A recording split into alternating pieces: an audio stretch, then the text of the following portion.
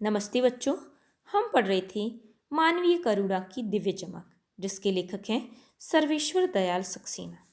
सर्वेश्वर दयाल सक्सेना ने फादर कामिल बुर्के को याद करते हुए उनके प्रतिभाशाली व्यक्तित्व को यहाँ दर्शाया है। गोरा रंग, नीली आंखें, भूरी दाढ़ी, लंबा कद, सफ़ेद चौगा, मानवीय गुणों से ओतप्रोत प्रेम और करुणा का सजीव स्वरूप, देवदार की घनी छाया के समान। सन्यासी होकर भी संबंधों की अंतरंगता को बनाए रखते थे।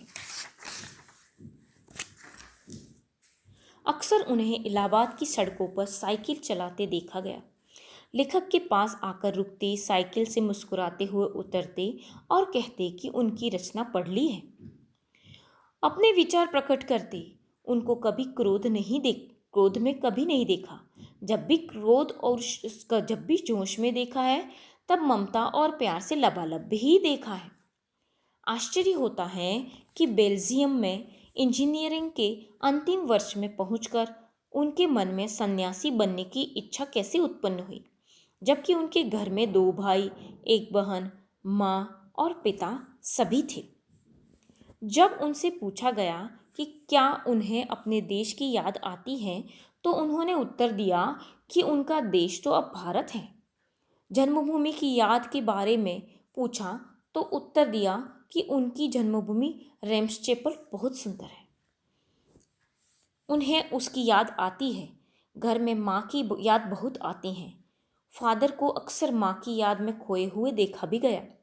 उनकी माँ की चिट्ठियाँ उनके पास आती थी, जिसे वे अपने अभिन्न मित्र डॉक्टर रघुवंश को दिखाते थे। पिता और भाइयों के लिए उनके मन में लगाव नहीं था।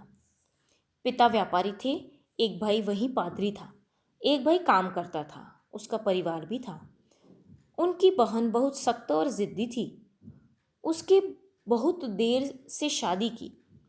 फादर को उनकी शादी की चिंता भी थी, जिसे वे एक आध बार अपने विचारों में प्रकट कर चुके थे। भारत में बस जाने के बाद 2 या 3 बार अपने परिवार से मिलने भारत से बेल्जियम भी गए। प्रभु की इच्छा से सब कुछ छोड़कर सन्यासी बनकर भारत आ गए थे। उनकी माँ ने बचपन में ही घोषित कर दिया था कि लड़का तो हाथ से निकल गया। इंजीनियरिंग के अंतिम वर्ष की पढ़ाई छोड़कर सन्यासी होने जब वे धर्मगुरु के पास गए और कहा कि वे सन्यास लेना चाहते हैं, तो एक शर्त रखी कि वे भारत जाएंगे। सन्यास लेते समय सन्यास चाहने वाला शर्त रख सकता है। उनकी शर्त मान ली गई और वे भारत आ गए। सबसे पहले जिसेट संघ में 2 साल पादरियों के बीच धर्माचार की पढ़ाई की।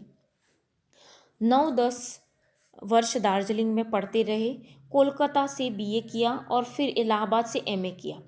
उस समय डॉक्टर धीरेन्द्र वर्मा हिंदी विभाग के अध्यक्ष थे।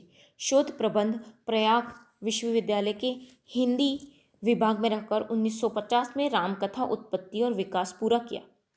इसके कई अध्याय परिमल में पढ़े गए थे।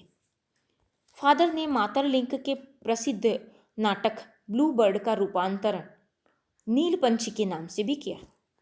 बाद में ये सेंट जेवियर्स कॉलेज रांची में हिंदी तथा संस्कृत विभाग के विभागाध्यक्ष हो गए। यहीं इन्होंने प्रसिद्ध अंग्रेजी हिंदी कोश तैयार किया। बाइबल का अनुवाद भी किया। बीमार हुए, पहले पटना फिर दिल्ली आए और चले गए। 47 वर्ष देश में रहकर और 73 वर्ष की जिंदगी जीकर वो अलविदा कह गए। आज के लिए इतना ही। धन्यवाद।